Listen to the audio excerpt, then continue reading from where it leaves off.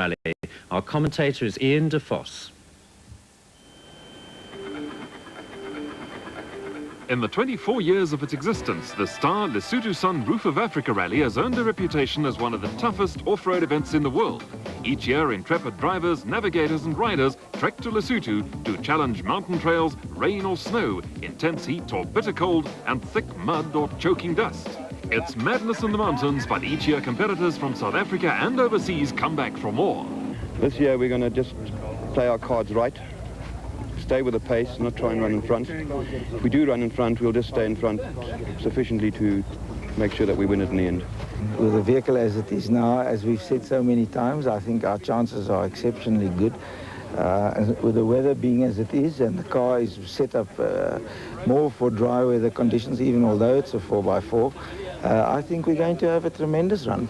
I like these long distance races. Keeping it all together for 1,000 k's is what it's all about. Ek sien die Roof soortgelyk aan 'n Curriebeeker eindstryd. Die man wat die minste foute maak hier is miskien die man wat op die ou en die knoop gaan deurraak. We're confident that the space frames will pull it off. We're going to give the trucks hell. This is our race. They reckon that they're going to win. We're going to give them hell. I think that on this event, most important thing is to keep going.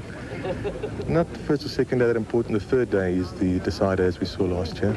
Last year it was, to find out everything. So this year I know it a little bit. So I think it can be much, much better. Well, they've made it a bit easier this year. Okay, the distance is longer, but all the big passes where, it takes it out on you, and the toughest oak, I think, can do well there. You can make up time there.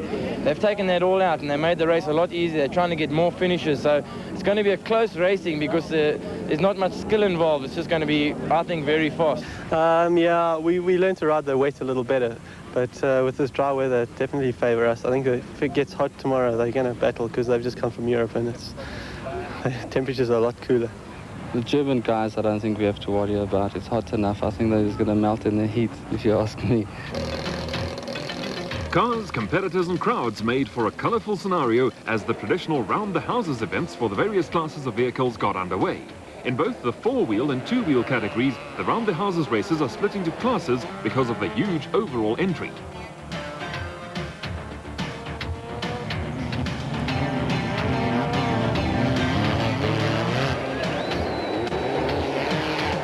With combined times from the round the houses thrash and a time trial determining start positions for the race proper, there is always plenty of early action. It all helps to get a little adrenaline pumping.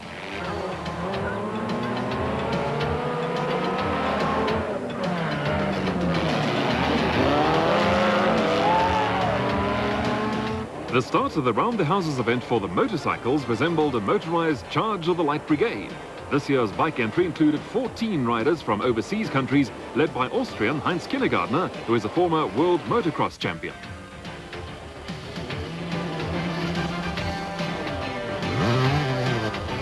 A great duel was expected between the overseas contingent and the locals, with the hot and dusty conditions giving the South Africans a slight edge if you could get a motorcycle to run under its own steam. Competitors usually use the round the houses and time trial as a final shakedown for vehicles. Although good start positions can sometimes offer a small advantage, long-distance endurance races are not won on the opening day. The Roof of Africa has a reputation for bringing rain to Lesotho. This time, indications were that the event would be dry and dusty, with the conditions favouring the space frame single and twin-seater cars, rather than the four-wheel drive buckies.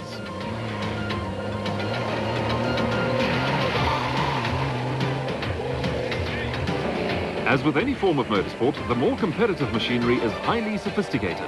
This applies equally to the space frame cars as well as the buckies, and many of the vehicles are directly imported from the United States or are based on American designs.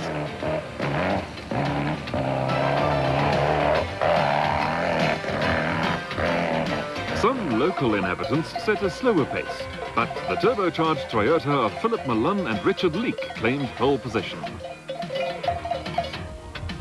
There are those who are of the opinion that to tackle the roof on two wheels, you need to be crazy. At the end of 3 days and nearly 1,000 kilometers of tortuous conditions, many competitors would probably agree.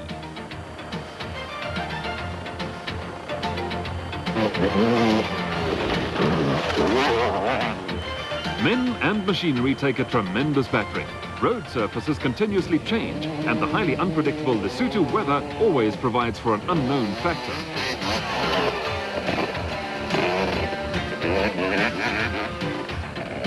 Over the years, the roof has produced some memorable performances from the Ironman motorcyclists. American legend Malcolm Smith is one of the only 2 roof competitors ever to have won both the car and bike categories. This year, former bike winner Neil Woolridge was hoping to join Smith and Kenny Goldhammer to form an elite trio.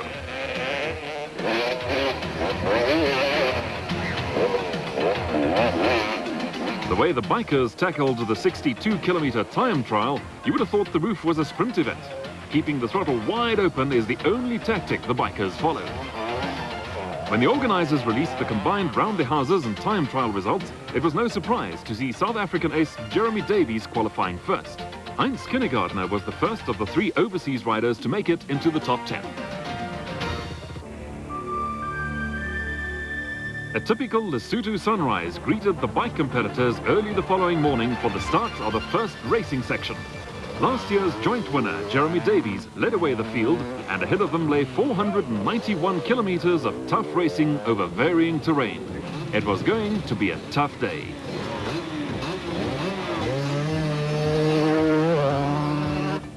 Davies took a heavy fall during the Round the Houses event and hurt a leg muscle.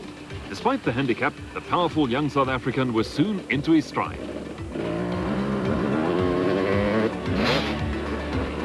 Giving chase was Natal Springbok Alfie Cox, who shared the honours with Davies in last year's roof.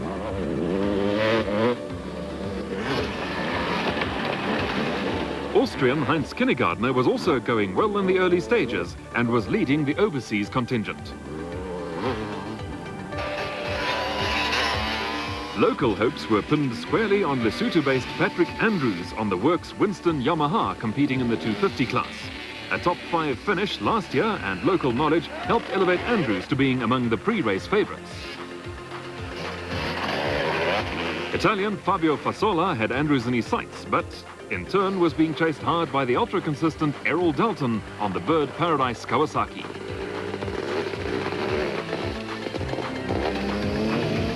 A good dice was developing between Richard Manning and Kevin DuPont, who were being chased by Willie Ireland, who was quickly making up time after running into mechanical problems in the Round the Houses section.